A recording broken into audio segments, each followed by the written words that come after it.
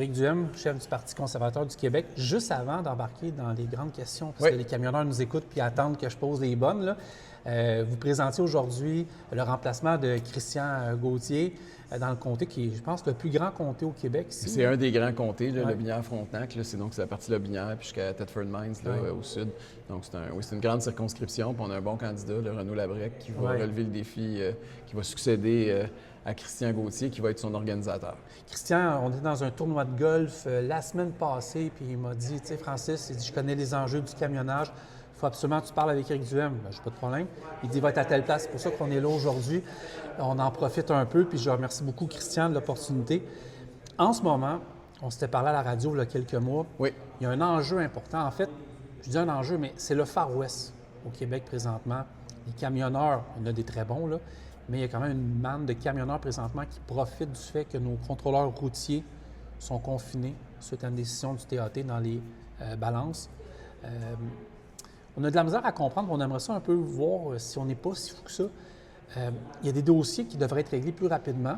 Là, oui, il faut attendre qu'ils soient armés, mais présentement, il y a une chute de 50 dans les contraventions. Mais les camionneurs nous disent que les balances sont fermées tout le temps. On frappe un mur.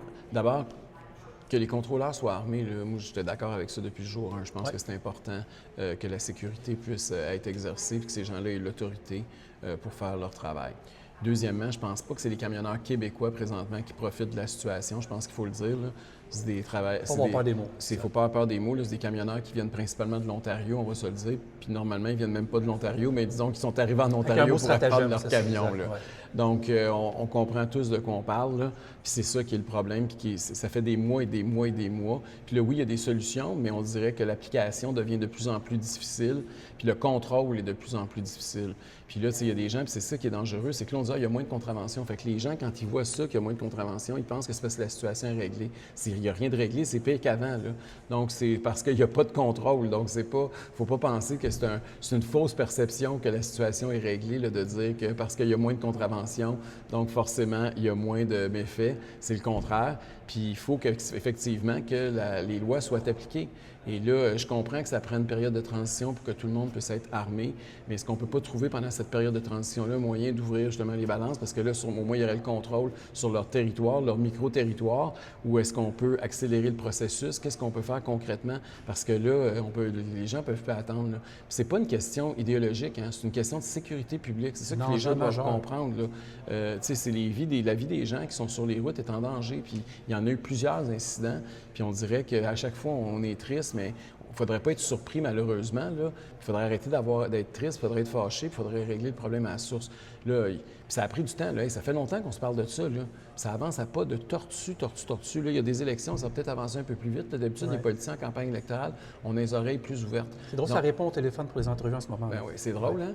Ouais. L'année passée, ça répondait pas pantoute. Non, Il n'y avait pas de service au numéro que vous Ouais. composiez. Mais ça l'aide pas non plus, Éric, de voir, on est rendu à un 4e ministre des Transports, Ouais. une 4e, je pense. 4. Puis moi, j'en ai connu presque une dizaine depuis 2015 avec Robert Poetti jusqu'à André Fortin, ça n'arrête pas. C'est très difficile pour des associations, tant qu'au Québec, ou des gens qui veulent faire du lobbying dans le transport. Tout est à recommencer quasiment aux 2 ans. La politique, moi, ça commence à me décourager quand je vois que les gens ne restent pas en place. Ça, c'est vrai pas juste pour le transport, hein, c'est vrai pour l'ensemble des ministères. Puis c'est un des problèmes du modèle bureaucratique dans lequel on est. Parce que quand les ministres changent à tous les ans ou à tous les 2 ans, qu'est-ce qui arrive? Qui a le vrai pouvoir? Le vrai pouvoir, c'est les fonctionnaires, c'est des non-élus. Puis fait que le ministre devient... Le mot marionnette est trop fort. Oui, je comprends. Mais c'est quelqu'un qui est dépendant, disons-le comme ça, de la fonction publique, puis il a besoin d'eux parce qu'il ne connaît pas ses dossiers, puis il n'a aucune espèce d'idée. Puis des fois, il arrive de domaines qui n'ont strictement rien à voir avec les transports. Fait que ça devient très, très long puis très difficile. Puis par le temps qu'ils commencent à maîtriser leur dossier puis qu'ils pourraient prendre des décisions, effectivement, bien là, ils échappent ailleurs puis ça recommence avec un nouveau ministre.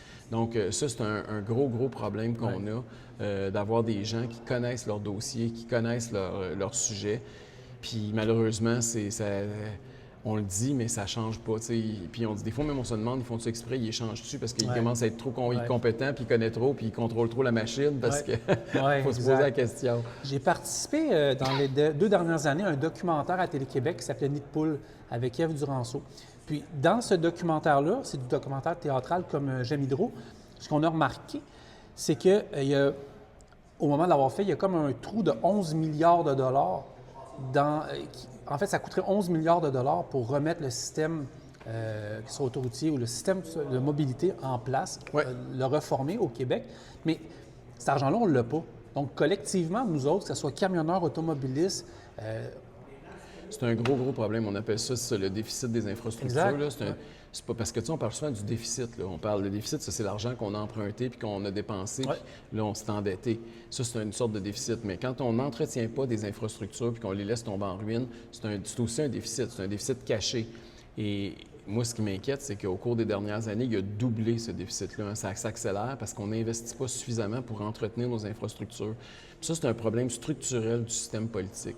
Parce que quand tu es un politicien, tu aimes ça couper des rubans puis annoncer un beau tramway à 8, 9, 10, 11, 12 milliards. Ça rapporte des votes. Ça, c'est beau. Tu veux mettre ton nom sur le tramway. Tu espères que quand tu vas être plus là, puis tu vas avoir démissionné, puis tu seras plus en politique, ils vont mettre ton nom sur le tramway, puis ça va. Tu sais, ça, c'est très important pour l'ego du maire de Québec actuel, là, par exemple. Là. Ça, c'est important. Mais dire que tu t'occupes de faire les routes puis les pavés comme du monde, puis que tu t'occupes des aqueducs puis des égouts, ça, c'est moins glamour, tu comprends? Et donc, on ne veut pas investir là-dedans. Puis ce qui m'inquiète présentement, puis je ne sais pas si tu as vu ça, mais l'Union des municipalités du Québec a commandé un rapport sur les infrastructures municipales.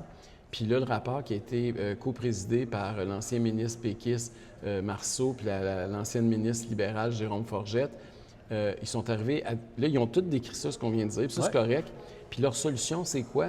Il faudrait qu'on ait une nouvelle taxe. Hein? Ils voulaient inventer une nouvelle taxe. Moi, je fouille dans mes poches, là. Non, il n'y en a plus, j'ai oublié ça. Plus, là. Là, Bon, puis après ça, la Fédération québécoise des municipalités, même affaire. Eux autres, ils disent que ça prend une taxe dédiée. Donc là, c'est une autre sorte. Mais c'est ça, il n'y a pas plus d'argent. Là. Exact. Ils ont beau changer les noms, on n'a pas plus d'argent dans le portefeuille. On est déjà les citoyens les plus taxés du continent. OK? On paye plus de taxes puis d'impôts per capita que les autres.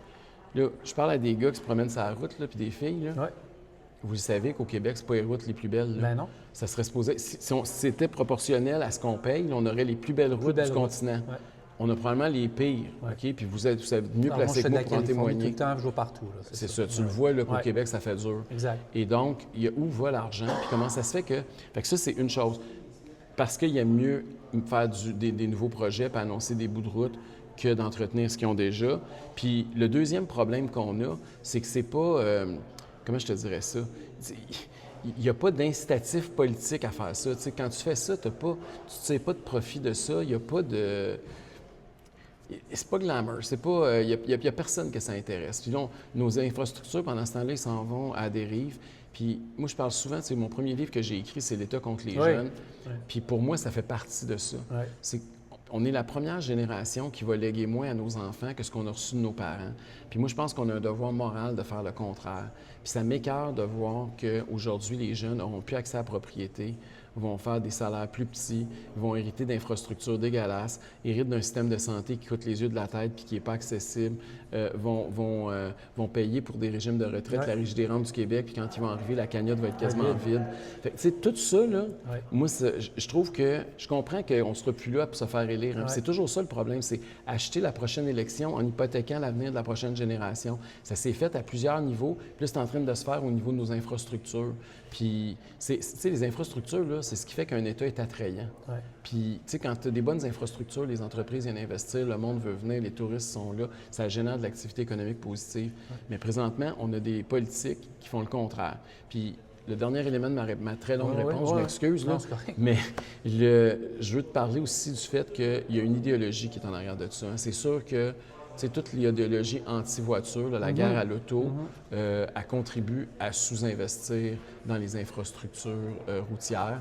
Ils aiment mieux investir dans des pistes cyclables ou du transport collectif au détriment des routes. Puis on se ramasse avec des nids de poules à tous les coins de rue, puis on se ramasse avec des tuyaux qui éclatent pour rien parce qu'ils sont rendus au bout du rouleau, puis on se ramasse avec des viaducs qui s'effondrent, puis on se ramasse... Tout ce qu'on voit, là, c'est pas un hasard, là. C'est parce que nos infrastructures sont rendues en bout de vie. T'sais. Ici, à Québec, là, tu te promènes sur le pont de Québec, là... J'ai marché le pont de Québec. Depuis ce temps-là, je passe plus dessus avec mon char, j'ai peur. T'es rendu, tu fais une prière avant de traverser, c'est pas normal. L'autoroute 20 ici, dans le secteur de Lévis, mais il y a l'autoroute 30 aussi dans mon secteur, dans le secteur de Saint-Bruno. Je parlais avec le maire de Saint-Bruno, j'échangeais avec le maire de Saint-Bruno, Ludovic Grisé-Farran. Puis lui est arrivé d'une sortie cette semaine, il n'est plus capable, il est tanné, Il est écœuré. L'autoroute 30 est en train de devenir l'enfer, tout simplement. On est encore à des systèmes de 2 voies et on a des accidents constants. Puis un accident mortel dans la dernière année qu'un camionneur, une jeune fille puis son fils qui est décédé.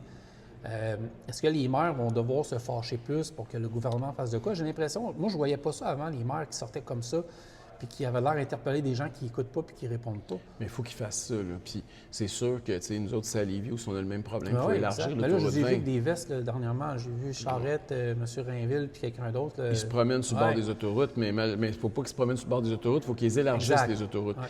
Puis il y a un autre problème aussi qui est un peu relié à ça, c'est qu'au Québec, ça coûte plus cher.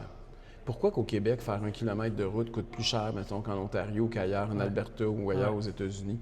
Comment c'est que notre travail est tellement réglementé, encadré, structuré? Comment c'est qu'il y a des espèces de monopoles puis des cartels? Ça aussi, c'est un autre enjeu qui est problématique. Si on en construit moins, c'est parce que ça coûte beaucoup trop cher du kilomètre. Là. On a un problème avec la réglementation au Québec. Ça aussi, il va falloir que ça soit revu. Là. Il y a trop de règlements. Puis les règlements se sont empilés au fil des ans pour des bonnes raisons. Mais pris ensemble, toute la gang, ça n'a plus de sens parce que c'est en train d'écraser la possibilité de travailler, puis de développer, puis de construire.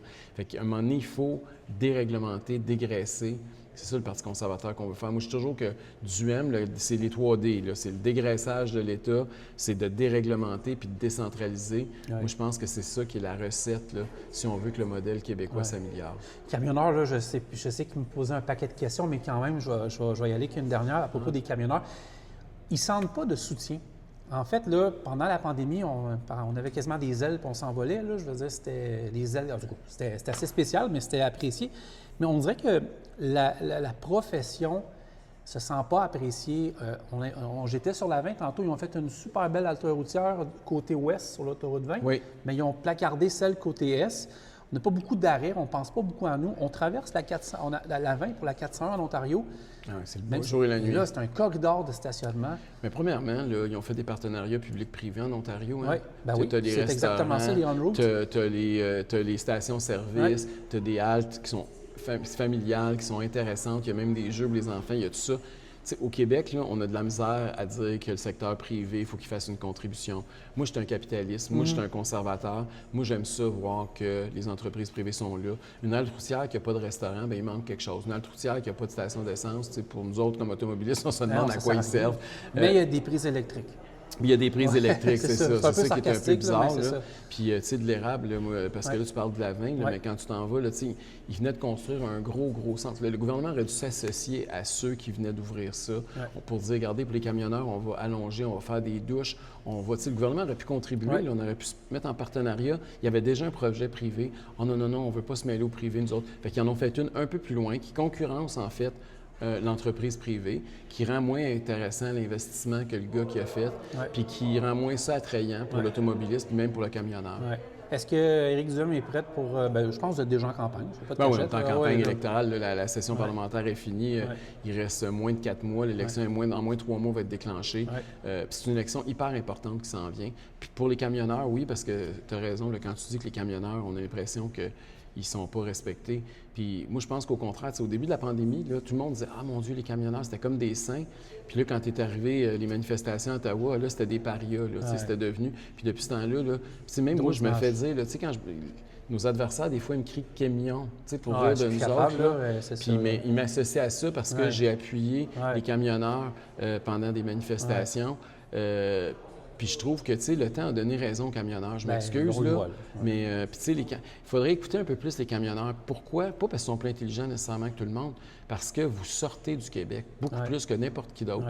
Vous le voyez, ce qui se passe ailleurs. Vous êtes les premiers à revenir et à dire comment ça que tout le monde ici est encabané pendant qu'ailleurs, c'est pas de même que ça marche. Comment ça que les routes ici sont pleines de trous alors qu'ailleurs, c'est pas ça. Comment ça se fait que les chantiers ici, il n'y a rien qui se passe puis ça dure des mois alors qu'ailleurs, ils font ça vite fait puis qu'ils essayent de contre-entrer ça. Fait que vous êtes les yeux qui nous permettaient de voir à l'extérieur du Québec, puis on devrait valoriser. Vous avez une contribution unique que vous pouvez apporter à la société québécoise. Puis moi, c'est pour ça que j'ai beaucoup de respect pour ça, parce que je sais que c'est important de se comparer. Tu sais, la concurrence, c'est bon pour tout le monde, y compris pour les États. Puis les camionneurs, ils ont la chance de voir différents modèles. Ouais. Puis quand ils parlent, on devrait peut-être les écouter un peu plus. Je veux juste finir quelque chose que j'allais oublier. Vas-y. Tu as interviewé Kevin Hood. Oui. Pour C'est vrai, un camionneur. c'est un camionneur. Puis à un moment donné, je vois mon logo sur un hoodie. J'ai dit, tu sais, j'ai resté surpris. J'ai dit, c'est Kevin. Lui, j'ai entendu son cri du cœur. Il était à Isabelle Maréchal, là, mais tu sais, c'est un camionneur, il gagne bien sa vie. On a des bonnes conditions maintenant.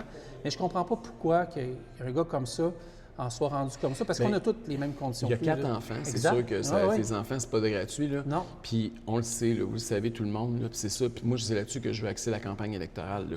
Moi, les référendums, ça m'intéresse pas. Je pense que ça n'intéresse pas grand monde. Là. Il n'y a personne qui me parle de ça. Moi, le monde me parle du fait que l'épicerie, le prix augmente à tous les semaines. Ils me parlent de leur hypothèque qu'ils n'ont pas hâte de renouveler parce que ça va leur coûter X 200-300$ de plus par mois. Ou ceux qui sont en logement, ils me parlent de comment ils ont de la misère à trouver un logement. Ou les jeunes me disent qu'ils ne pourront pas faire avoir leur rêve de se marier, puis d'acheter une maison, puis d'avoir des enfants, parce que les maisons sont rendues 6, 7, 800 000 $, puis le pauvre gars, il gagne 60 000 $, il n'y arrivera jamais. Donc, moi, je pense que c'est de ça dont les gens, il faut parler. Puis c'est pas normal qu'un camionneur soit pas capable de nourrir sa famille, puis d'avoir une maison, puis historiquement, là, c'était pas ça le deal, là.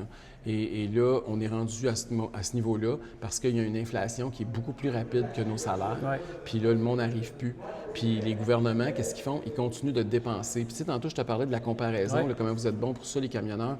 Pense juste à la taxe carbone. Vous avez été les premiers à le voir, là, qu'au Québec, ça marche. Moi, là, pendant 1 an, je disais qu'il y avait une taxe carbone. Tout le monde riait de moi, disait que j'étais un menteur, que c'était pas vrai. Au Québec, il n'y a jamais eu de taxe carbone. Mais puis là, tout à coup, là, on s'est rendu compte que quand ils ont aboli la taxe carbone au Canada, oups, on a vu l'écart entre le Québec et le reste du Canada. C'est des 14, 15, 20 sous, là. Fait que là, oups, comment ça, donc? Puis là, oups, on va rembourser les agriculteurs, on va rembourser la taxe carbone. Mais oui, mais vous me disiez qu'il n'y en a pas de taxe carbone, vous remboursez quoi? Fait que là, tranquillement, le discours nous a donné raison. C'est la même affaire avec les chars électriques. Je veux dire, au début, quand j'ai sorti mon char, mon choix, j'ai fait rire de moi, je me suis rendu jusqu'au bye-bye. Ils ont ri de nous autres pendant 1 an. Puis là, qu'est-ce qu'ils font? À tous les mois, tous les 2-3 mois, ils reculent sur le quota de vente parce que le monde n'en veut pas. Puis c'est pas parce que les gens ils veulent polluer, puis c'est pas parce que le monde c'est contre l'électricité, c'est parce qu'il y a des gens qui habitent en région que les distances, l'autonomie n'est pas assez grande pour eux autres. C'est parce que des chars à 83 000 $, c'est pas tout le monde qui a moyen de s'en payer. C'est parce qu'il y a des gens qui ont un mode de vie différent, puis ils veulent avoir quelque chose de différent. Puis il faut respecter le choix des gens. Puis c'est pas le Québec tout seul qui va sauver la planète. Fait que quand même qu'on taxerait 10 fois plus les Québécois, si tout autour, il n'y a personne qui est taxé pareil, ça ne marche pas. Puis si tout autour, ils n'achètent pas de chars électriques, puis il y a juste nous autres, quand même qu'on aurait 100 des chars électriques, ça va être une fraction d'1% la différence que ça va faire. Fait qu'il faut arrêter de mettre tout le fardeau sur les épaules du Québec. Puis ça, je pense que vous autres, vous le voyez, parce que, tu sais, il y a combien de camionneurs qui me disent qu'ils fioulent juste avant d'arriver au Québec? Là? Oui, on le fait en Ontario. Tout le monde le fait en Ontario. Le gars de l'autre bord de l'Ontario, là, les stations à frontières, là, ils doivent être les plus supportables de la taxe carbone, eux autres. Parce que, je ne sais pas si tu le sais, mais eux autres, ils font de l'argent depuis qu'il y a une taxe carbone au Québec, puis il n'y en a pas ailleurs. Puis ça ne coûterait pas une scène, hein? Il faut savoir ça, là. Ça ne coûterait pas une scène aux contribuables si on abolissait la taxe carbone parce que 100 de l'argent va dans ce qu'on appelle le fonds vert.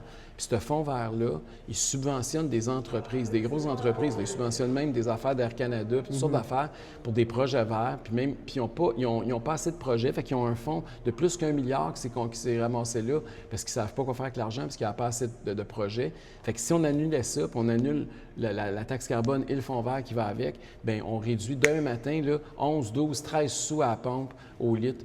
Puis ça fait une différence. Parce que plus vous payez cher de gaz, bien évidemment, plus ça se répercute dans les tarifs que vous devez charger à vos clients. Là. C'est 1 plus 1. Là. Vous n'avez pas le choix. Là. Vous ne ferez pas moins d'argent au Québec parce que le gouvernement vous a flanqué une taxe carbone d'en face. Là. Fait que c'est juste la simple logique. Puis si toi, tu charges plus cher ton client, mais c'est sûr qu'au bout du compte, le gars, quand il va faire son épicerie ou qu'il s'achète une TV, bien, il paye plus cher. Parce que vous transportez tout. Je veux dire, c'est pas sorcier comprendre ça. Là. Fait que si on veut avoir un impact réel sur le niveau de vie du monde, pas juste à la pompe, mais pour tout ce qu'il achète, il faut abolir la taxe carbone. Bonne chance. Très Merci apprécié, beaucoup. très intéressant. Toujours un plaisir. Merci beaucoup. Merci de m'avoir accueilli. Éric? Oui. Bonjour, moi c'est Carl. Bonjour, Carl, moi c'est Éric. Moi j'ai une question. Vas-y. On entend beaucoup dans les podcasts qu'on fait un problème de la relève au Québec et la reprise d'entreprises. 50 000 entreprises au Québec recherchent de la relève et nos industries quittent et nos jeunes ont peur d'embarquer dans la relève. Qu'est-ce que tu nous suggères? Qu'est-ce que tu dis aujourd'hui aux jeunes entrepreneurs, la relève au Québec, Parce que nous, là, j'ai fait des podcasts la semaine passée, puis les entreprises que je fais en transport sont presque toutes à vendre, ou beaucoup sont à vendre. Qu'est-ce que tu dis aux gens? C'est un gros problème. C'est pas juste pour le transport. Non, c'est pas juste pour le transport. Pour toutes les industries, les agriculteurs pourraient dire la même chose. L'industrie du bois pourrait dire la même chose. Je veux dire, tout le monde au Québec me dit ça. Il y a un problème de reprenariat, là. Puis pourquoi c'est comme ça? Bien, il y a plusieurs raisons. D'abord, les jeunes n'ont pas accès aux capitaux. Les jeunes, tu sais, écoute, là, ils ne sont même pas à s'acheter une maison. Même ceux qui achètent une business. Impossible. Bon. Deuxièmement, regarde la croissance de l'emploi au Québec. Hein? Il y a de plus en plus d'emplois dans le secteur privé qui se perdent. Ouais. Il y a de plus en plus d'emplois dans le gouvernement qui se créent. Puis ces gens-là, plus on crée de l'emploi au gouvernement, plus on crée des emplois artificiels souvent, parce qu'on serait capable de couper, on s'entend, il y a du gras là-dedans. Là. C'est tellement long géré. Un jeune là, qui a une job avec une sécurité d'emploi, avec un fonds de pension, ou ce qui se fait offrir ça, il va-tu prendre le risque d'aller travailler? Parce qu'il y a un risque quand tu achètes une business. C'est ça que, moi, je trouve ça le fun. Tu as de la concurrence. On le vit, nous autres. C'est super le fun. Il faut que tu développes ta business, il faut que tu performes, il faut que tu aies des objectifs, puis bon, il faut que tu sois discipliné, il faut que tu sois rigoureux. Mais là, tu dis, ouais, mais je pourrais être assis sur mon steak. Mon salaire, mon fonds de pension, mon fonds de pension.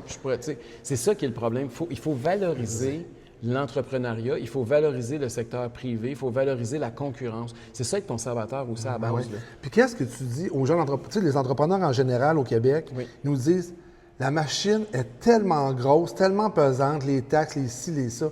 Tu suggères quoi, toi? Tu nous dis, maintenant, le matin, tu as le pouvoir. Qu'est-ce que tu dis aux jeunes, aux entreprises du Québec? Moi, je vais diminuer. 3 choses. Premièrement, c'est pas aux entreprises, c'est pas le gouvernement qui doit vous subventionner. OK, moi, je suis un anti-subvention. On l'a vu là avec ce qui se passe avec Nordvolt. Avec toute la fiasco incroyable. Là, ça va nous coûter des milliards. C'est incroyable, le fiasco de la CAQ. Ça nous a fait Mme Fréchette qui essaye de faire son Ponce Pilate. C'est pas de ma faute. J'étais là, mais je m'en souviens plus. Ça n'a pas de bon sens, ça. Si tu étais là, qu'est-ce que tu faisais? Qu'est-ce que tu faisais? Fait que soit que tu n'étais pas bonne, ou bien non, soit que tu mens. C'est pas... Bon, après ça, fait que, moi, c'est ça. Je pense que les subventions, il faut arrêter ça. Il faut que le gouvernement se serre la ceinture. Il faut que ça arrête d'être le monde qui nous écoute qui serre la ceinture. Il faut que ce soit le gouvernement qui serre la ceinture. Il faut couper au moins 20 000 postes dans la fonction publique pour dégraisser ça, puis pour laisser du répit, baisser les taxes, baisser les impôts. Après ça, les règlements. Au Québec, là, on a tellement de règlements. Puis vous autres, vous le savez, d'une province à l'autre, ça change. C'est pas normal. On est dans le même pays. L'avantage d'être dans le Canada, c'est qu'on a un marché, puis c'est notre plus fidèle partenaire économique. Puis avec ce qui se passe aux États-Unis, on en a encore plus besoin du Canada. Pas le temps d'envoyer des référendums, de chicaner qu'eux autres. Là. Donc, l'idée, c'est de dire, est-ce qu'on peut abaisser nos normes puis les mettre le plus bas dénominateur commun avec tout le monde? Parce que c'est pas... Pourquoi qu'il y a tant de pieds ou tant de poids de plus d'une province à l'autre que ça va rendre quelque chose de plus sécuritaire? Occupez-vous, là, des illégaux, là, puis vous êtes même pas capable de le faire, là. Vous l'avez plein. Puis les légaux, laissez-les tranquilles, là. Fait que ça, c'est la deuxième affaire. Puis la troisième affaire, c'est décentraliser. Il y a beaucoup trop de pouvoirs qui se prennent au gouvernement. Il faut faire confiance au monde. Les entrepreneurs, ce pas des voleurs, c'est pas des crasseurs. Là. Non. À un moment donné, c'est du monde qui travaille fort, qui se lève de bonne heure le matin, qui nourrissent leur famille. Là. Puis il faut les laisser tranquilles puis leur faire confiance. Tu sais, j'en garde la Beauce, là, ou j'en garde le Bas-Saint-Laurent, ou plein de régions. C'est beaucoup de petites entreprises ou micro-entreprises que c'est des opérateurs. C'est moins des administrateurs. Fait que la charge gouvernementale, là, c'est d'une douleur incroyable. La paperasse. Ça, c'est un gros problème. Mais pourquoi ils font de la paperasse? Parce qu'ils veulent vous contrôler. C'est leur philosophie politique de vouloir contrôler. Pourquoi? Parce qu'ils ne vous font pas confiance. Pourquoi ils ne vous font pas confiance? Parce qu'ils pensent que vous les volez, ils pensent que vous brisez les règles, que vous contournez tout. Mais quand il y a des vrais camionneurs à rabais qui viennent de l'étranger, ils regardent ailleurs. Voyez-vous la contradiction? Mais mettons, demain matin, là, tu prends le pouvoir, OK? Tu dis quoi aux gens?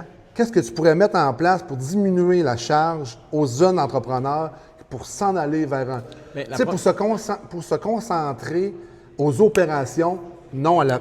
La première chose qu'il faut faire, c'est enlever de la réglementation, déréglementer, enlever, parce que la paperasse, c'est le résultat de règlements puis de monde qui administre les règlements. Puis à partir du moment où tu enlèves les règlements, il faut t'enlèves les fonctionnaires qui étaient chargés d'appliquer les règlements, puis tu enlèves les formulaires qui vont avec, puis toute la paperasse qui va avec. Parce que vous le savez peut-être pas, là, mais bien de la paperasse que vous remplissez, là, elle se ramasse dans des chiqueteuses. Il n'y a jamais personne qui lit ça. Là. Ils mettent ça sur des piles, ça s'empile. Il n'y a absolument rien qui se passe. Il y a des fonctionnaires qui sont payés pour empiler ça. Ils rentrent ça dans un ordinateur, puis ça ne sert strictement à rien. Là. Fait que ça, là, on n'a plus moyen de payer ces fonctionnaires-là. On n'a plus moyen d'avoir des règlements plus lourds que partout ailleurs. Puis, on n'a plus moyen d'avoir des impôts et des taxes trop élevés au Québec. Parce que les camionneurs, c'est un exemple. Là. plus on taxe, à un moment donné, on dit toujours en économie, trop de taxes tue la taxe. Parce qu'à force de taxer le monde, tu les écrases, Tu puis ils s'en diminues vont la ailleurs. consommation. Puis ceux qui sont les plus productifs, ils sacrent le camp. Ils votent avec le pied ou avec le camion, puis ils s'en vont ailleurs. Puis tu te ramasses que autant tu taxes de plus en plus, puis il y a de moins en moins de monde qui paye, puis il y a de moins en moins de monde d'argent qui rentre. Puis on est rendu là au Québec, on est rendu à un point de rupture. Puis là. tantôt, tu disais avec Francis, les gens tankent en Ontario. Présentement, C'est il y a vrai. c'est pire que ça. Il y a des compagnies qui s'en vont en Ontario, qui remplissent des citernes, puis qui l'emmènent au Québec pour faire. Pour remplir, tu sais, mettre du fioul dans le truck puis dans le camion. Là. Puis là, ça fait juste un an qu'il n'y a plus de taxe carbone dans le reste du Canada. Fait qu'on on a encore de la misère à mesurer exactement. Mais ce qu'on va se rendre compte, puis ce gars, je te le prédis, là, Ouais. c'est que le Québec, en augmentant ses taxes, il va percevoir moins de taxes à la fin de l'année que s'il avait baissé ses taxes. Oui. Parce qu'il y a plus de monde qui s'en... Parce que quand il va en Ontario, l'Ontario est mort de rire, là. Bien, c'est de la belle argent. Nous autres, oublie la taxe carbone, OK? Il y a 5 taxes sur l'essence. Là. Il n'y en a pas une, là. Il y en a 5, OK? Tu as la taxe fédérale, la taxe d'assises de 10 cents, Ouais. ça ne change pas en Ontario, au Québec. Mais au Québec, on a une taxe provinciale de 19,2 sous, OK? Énorme. Taxe provinciale sur les carburants. Bien, ce 19,2 sous-là, tu le perds là, quand tu vas en Ontario. Puis l'Ontario, eux autres, ils ont baissé cette taxe-là. Ils l'avaient fait temporaire, Doug Ford, au début, puis après ça, il l'a fait permanent. Je pense qu'il est rendu à 9 sous, leur OK. taxe, OK? Après ça, tu as la TVQ, la TPS. Ça ne change pas. La TPS, c'est la même au Canada. La TVQ, au Québec, on paye plus cher. Puis après ça, quand tu es dans les régions métropolitaines, au Québec, tu as une taxe sur le transport en commun. Ben oui, je l'ai. Je l'ai à Terrebonne. Je sais très bien quoi tu parles. Fait que là, tu accumules tout ça. Qu'est-ce qui arrive? Bien, le monde s'en va fueler Ben ouais, en ben ouais, ben ouais, je Ontario, le vois. puis le Québec perd de l'argent. Tu sais, à un moment donné, il faut utiliser notre tête. À un moment donné, on n'est pas des citrons infinis. Puis quand on est... Puis à un moment donné, moi, je les blâme pas, les gars qui vont en Ontario, le fueler. Ben, il y en a J'étais plein. à leur place, je fais la même chose. Ben, c'est de l'argent directement dans tes Voyons poches. donc, pourquoi tu dis, voyons, pourquoi je paierais plus de taxes pour Voyons, le fun? pas un Ça fou, ne là. tente pas, là, je suis pas un fou, là. Eric, pour terminer avec Oui. moi, là, parce que tu as fait une bonne partie. Qu'est-ce que tu dis, puis Francis l'a posé, mais si on en regarde la caméra, puis on dit, qu'est-ce que tu peux faire demain matin à l'industrie du transport pour nous aider à traverser ce qui se passe là présentement? Parce que c'est une période qui est tellement Ben oui, c'est difficile. dur. Économiquement, là, hier, on était un gars de la CPTQ, c'est up, c'est down. Les gens veulent avoir une stabilité puis une tranquillité. Qu'est-ce que tu Bien, peux nous dire d'abord, là-dedans? je veux dire aux gars, là, c'est pas parce que vous êtes des pas bons là, que vous avez de la misère. C'est parce que vous avez de la concurrence déloyale. Vous avez de la concurrence déloyale avec des travailleurs à rabais qui viennent puis qui ne respectent aucune loi que vous autres, vous êtes obligés de respecter. Puis si vous ne les respectez pas, ça va vous coûter un bras et une jambe, ça va risquer de mettre fin à votre carrière. Puis deuxièmement, vous faites concurrence aussi avec des transporteurs des autres provinces puis des États-Unis qui, eux autres, ont beaucoup moins de taxes, beaucoup moins de règlements, beaucoup moins de paperasse. Au Québec, on est en train de vous tuer. C'est pas parce que vous n'êtes pas bon, c'est parce qu'on a un gouvernement qui est pas bon. Puis ça prend moins de taxes, moins d'impôts, moins de règlements. Puis c'est les lois qu'on a avec les illégaux qui viennent d'ailleurs, mais il faut les appliquer. C'est pas compliqué la recette, là. Je pense que si on fait ça, là, il y en a une maudite gang d'entre vous autres que ça va aller pas mal mieux. C'est Eric. C'était un plaisir vraiment gentil. Hein? Mais merci à toi. Merci de ton accueil, c'est vraiment le Bonne fun. journée. Renaud Labrec, félicitations. Enchanté. On se présente Lobinière Frontenac. Ouais. Pourquoi qu'on décide de faire de la politique du jour au lendemain? Ben, en fait, ça fait plusieurs années, 2 ans, je dirais, là, que je suis dans les médias, à la radio, aussi médias papier, Journal de Lévis, Le Peuple de Lumière, concernant l'enjeu de la gestion des fonds publics. L'argent, ça commence tout le temps là. Ce que j'entends de plus en plus dans les médias, puis ce qu'on entend beaucoup de certains partis politiques, c'est que ça prend plus de revenus, il manque toujours d'argent, mais il n'y a personne qui s'attarde 2 secondes à regarder la chaudière qu'ils ont dans les mains puis qui est pleine de trous. Ouais. Fait que premièrement, la première chose, ça serait de bien gérer l'argent qu'on a déjà, puis d'essayer d'en faire plus avec ce que les citoyens confient déjà. Puis ça, c'est à tous les paliers, là, autant dans la gestion publique que sur la route ou quoi que ce soit. Là.